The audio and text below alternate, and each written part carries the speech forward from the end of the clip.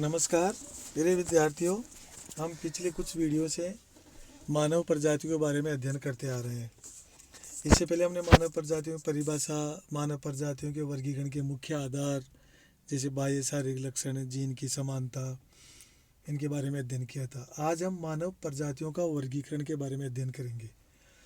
मानव प्रजातियों का वर्गीकरण विभिन्न मानव शास्त्रियों ने अपने अनुभव के आधार पर प्रस्तुत किया है।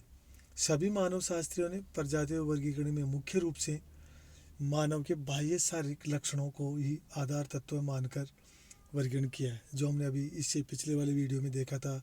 नासिका सूचकांक, बालों का रंग, उनकी आकृति, होठ, मुखाकृति, कद, इनके बारे में। इसी के आधार पर अलग अलग भूगोलवेताओं ने, अलग अलग मानव शास्त्रियों ने मानव प्रजातियों का अलग अलग वर्गीकरण किया है। इन्हीं में से हम कुछ मानव शास्त्रियों के द्वारा बताए गए मानव प्रजातियों वर्गीकरण अध्ययन करेंगे।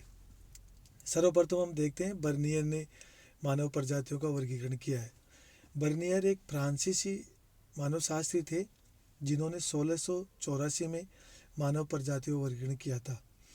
इन्होंने मानव प्रजातियों के वर्गीकरण के लिए त्वचा के रंग को मुख्य आधार माना।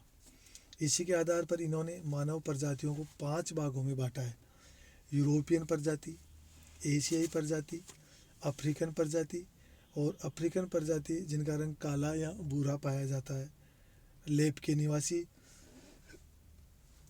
अमेरिकी और दक्षिणी अफ्रीका की प्रजाति। इस प्रकार से इन्होंने त्वचा के रंग के आधार पर 5 मानव प्रजातियां बताई है। लीनियस मानव शास्त्र के द्वारा किया गया वर्गीकरण। कार्लोस लीनियस स्वीडिश मानव शास्त्री थे जिन्होंने 1758 में मानव प्रजातियों का वर्गीकरण किया।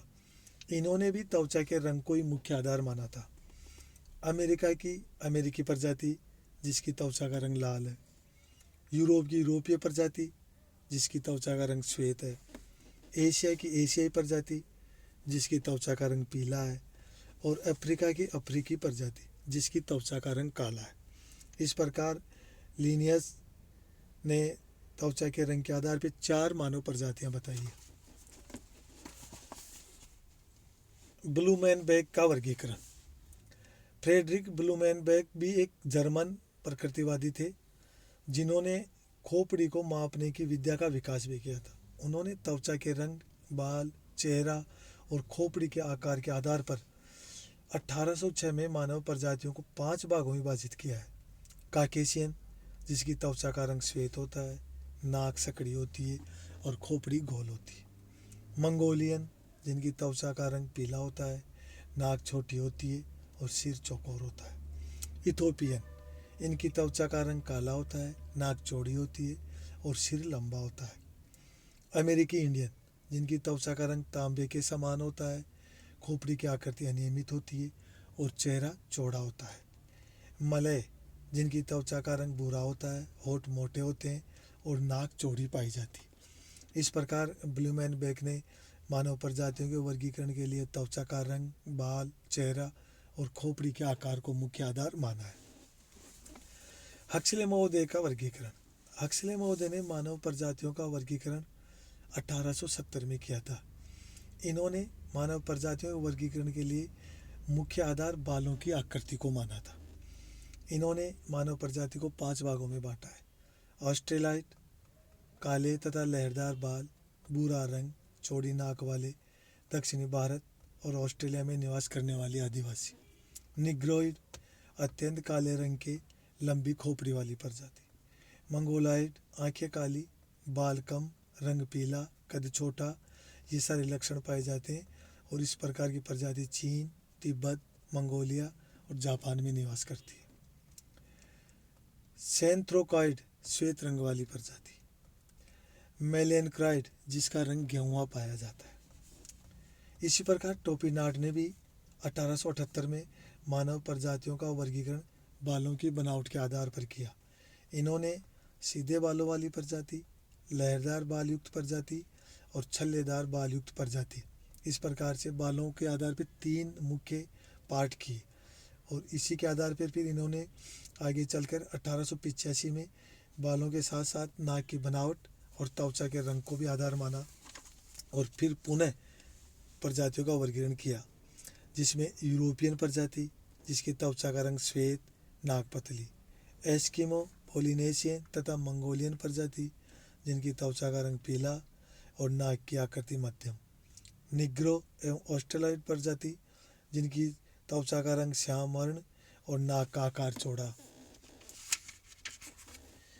डेनिकर महोदय का वर्गीकरण।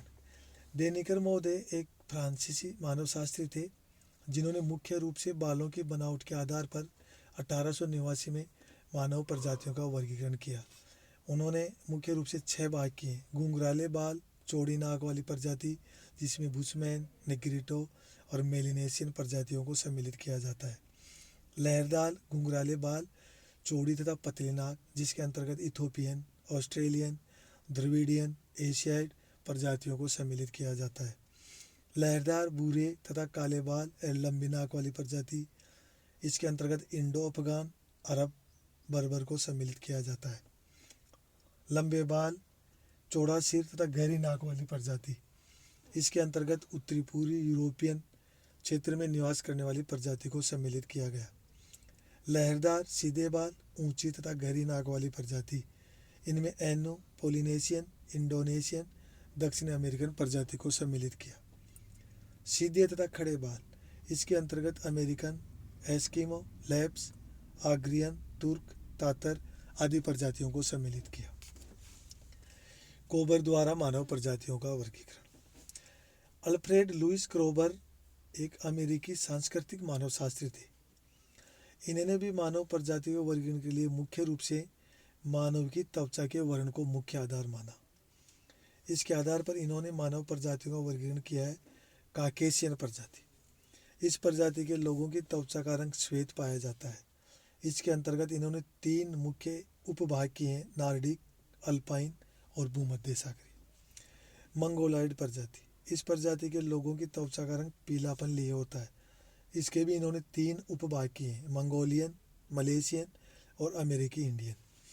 निग्रोइड प्रजाति, इस प्रजाति के लोगों की त्वचा का रंग सामान्यतः काला या श्याम वर्ण होता है। इसके अंतर्गत निग्रो, मेलिनेशियन, काले पिग्मी, बुशमैन आदि उपप्रजातियां को सम्मिलित किया है, जिनकी शारीरिक विशेषताएं ऊन की तरह घुंघराले बाल, शरीर पर बालों की कम सघनता, चौड़ी नाक तथा मध्यम आकार का सिर पाया जाता है। धन्यवाद।